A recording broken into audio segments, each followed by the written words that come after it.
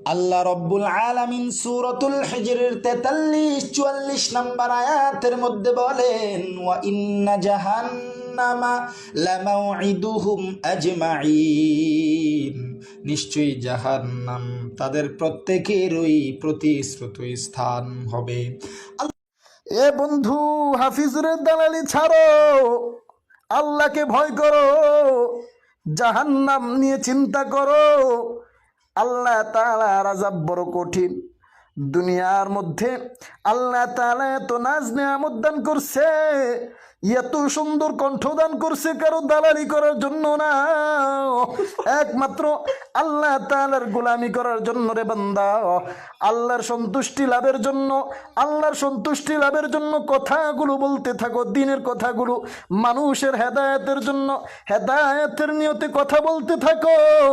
অমুকের সুর নকল করলে তুমি ভাইরাল বক্তা হয়ে যাবা, মার্কেট পেয়ে যাবা, বেশি বেশি মাহফিল পেয়ে যাবা।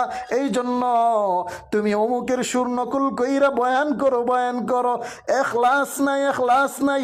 এখলাসের কারণে কিয়ামতের ময়দানে আল্লাহর কাঠগড়ায় তোমাকে হিসাব দেওয়া লাগবে। দুনিয়াতে দিনের কথাগুলো শোনাইছো কার জন্য? সেদিন তুমি বলবা আল্লাহ তোমাকে রাজি খুশি করার জন্য বলেছিলাম।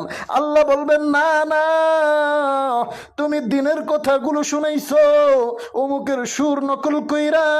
মানুষ তোমাকে সম্মান করবে, মানুষ তোমাকে বেশি বেশি মাহফিলে দাওয়াত দিবে, বেশি বেশি মানুষ তোমাকে মাহফিলের জন্য ইনভাইট করবে, হাদিয়াটা বাড়ায় দিবে, অল্প সময়ে তুমি ভাইরাল বক্তা হয়ে যাবা।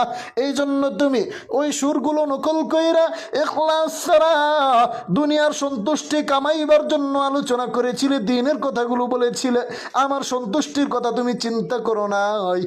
বান্দা তুমি, ও রিফাত, তুমি দুনিয়া যেটা চেয়েছিলে সেটা পেয়ে গেছো, আজকে তোমার এখানে কোনো প্রতিদান নাই।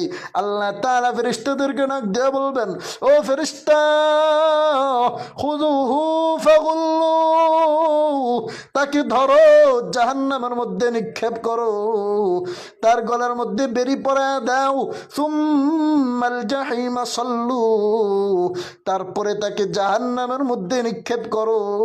ও ভাই রিফাত, এই জন্য বলি কারো দালালি করার দরকার নাই, কারো সুর নকল করার দরকার নাই। আল্লাহ তোমার যে সুর দিছে ওই সুরটা নিয়ে সন্তুষ্ট থাকো। আল্লাহ তাআলা তোমাকে যে ইলম দান করেছে ওই ইলম নিয়ে ইখলাসের সাথে দ্বীনের বাণীগুলো মানুষকে শোনাইতে থাকো। আল্লাহ তাআলা এই উসিলায় হয়তো কিয়ামতের ময়দানে তোমার আমল নামাগুলো কবুল করে